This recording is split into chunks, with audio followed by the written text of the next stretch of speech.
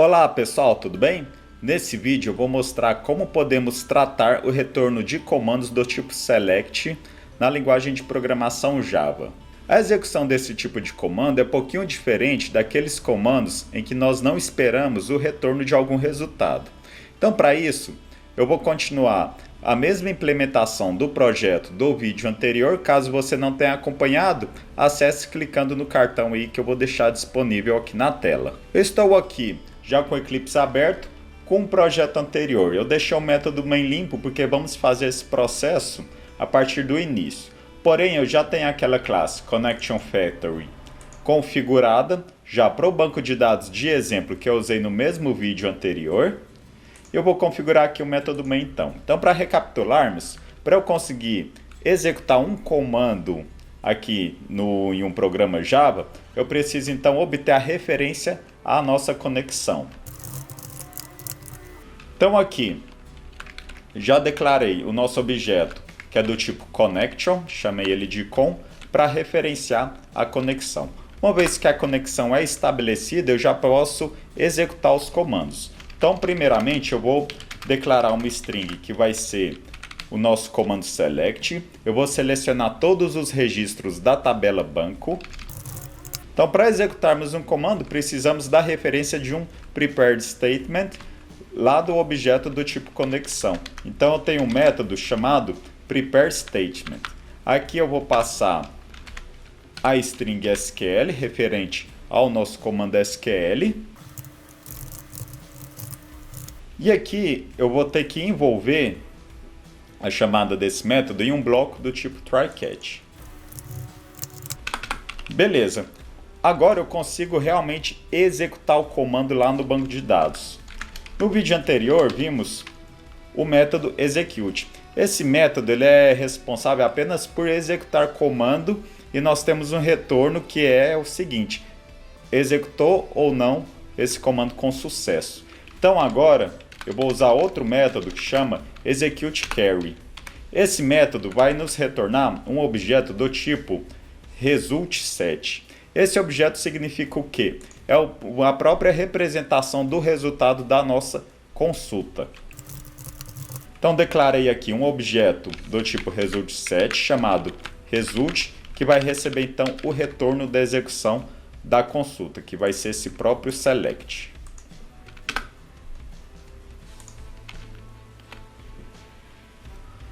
Esse objeto result, ele vai representar toda a massa de dados obtidos pela execução da nossa consulta select. Porém, ele é um pouco diferente de vetores e listas. Ele se baseia num iterador. O que seria isso? Eu tenho a referência apenas ao registro atual. Então eu vou conseguir percorrer os registros da nossa consulta como se fosse uma fila. Eu leio o primeiro termo, depois vou para o segundo termo, depois para o terceiro e assim por diante. Assim eu não consigo acessar os registros a partir do índice em que ele aparece no retorno da consulta. Então como que nós podemos trabalhar com esse result? Eu tenho um método que chama next. O que esse método faz? Ele retorna verdadeiro caso eu consiga avançar para o próximo registro. E assim, o objeto result vai ficar com a referência desse próximo registro. O estado inicial da minha consulta é para o ponteiro apontando para uma posição vazia. Então, eu vou chamar o next. Depois que eu chamo o next, eu já tenho referência ao primeiro registro da consulta. Então, é uma boa prática eu colocar a chamada do método next dentro de um while. Que aí eu poderia interpretar da seguinte forma: enquanto houver registros no meu resultSet. Então, enquanto houver registros, o que eu vou fazer aqui dentro do while? Para fins didáticos, eu vou apenas mostrar o nome do banco. Então, o objeto result ele contém a referência do registro atual. Então, o que eu vou fazer aqui? Eu posso obter as informações de cada coluna. Eu vou aqui para o meu banco de dados e vou disparar essa mesma consulta. Estou aqui no pgadmin e vou executar esse select asterisco from banco. Perceba que a minha consulta possui 3 colunas. Eu tenho a coluna ID, coluna nome e coluna número. E cada registro possui seus próprios resultados. As colunas ID e coluna número possuem valores do tipo numérico, que são números inteiros. E a coluna nome é um tipo textual, que pode ser uma string. Voltando aqui para o Java, eu posso então obter desse registro os valores das colunas. Então eu tenho o método get, seguido de qual tipo eu quero representar as colunas. Então, por exemplo, o nome do banco, eu vou ter que usar um getString, e aqui eu posso referenciar a coluna que eu quero obter esse resultado.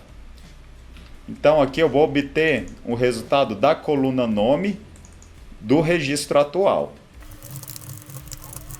Então aqui eu vou mostrar qual que é o valor da coluna nome do registro atual. Se eu executar o programa dessa forma, olha aqui o que vai acontecer. Eu tenho aqui toda a listagem dos nomes dos bancos.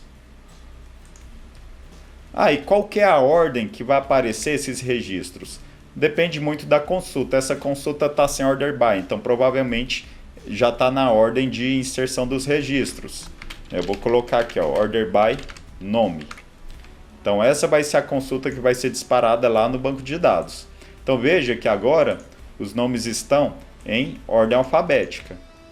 Então o resultado retorna para mim aqui no Java da forma em que eles retornariam diretamente de uma consulta de banco de dados. Agora eu vou mostrar os valores das demais colunas dessa tabela banco. Eu tenho então a coluna ID e coluna nome e coluna número.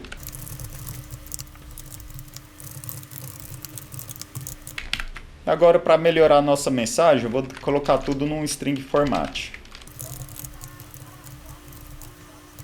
Então, primeiro, %d, vou mostrar a variável id. O %s aqui, vou mostrar o valor contido na variável nome. E o último %d, eu vou mostrar o valor que está na variável número. E esse /t significa o quê? É uma tabulação. Executando novamente, eu tenho aqui então o identificador de cada banco, o nome do banco e o número do banco. Eu vou colocar essa ordenação pelo próprio ID. Agora eu já tenho os registros organizados, ordenados pela coluna ID. Então nesse vídeo eu mostrei como que nós podemos executar comandos do tipo select e exibir os resultados desse comando. Lembre-se que esses comandos select também podem estar parametrizáveis, conforme vimos no vídeo anterior. Nos próximos vídeos eu mostrarei como que nós podemos integrar a conexão com o banco de dados já em um projeto orientado a objetos. Então é isso, bons estudos e um grande abraço.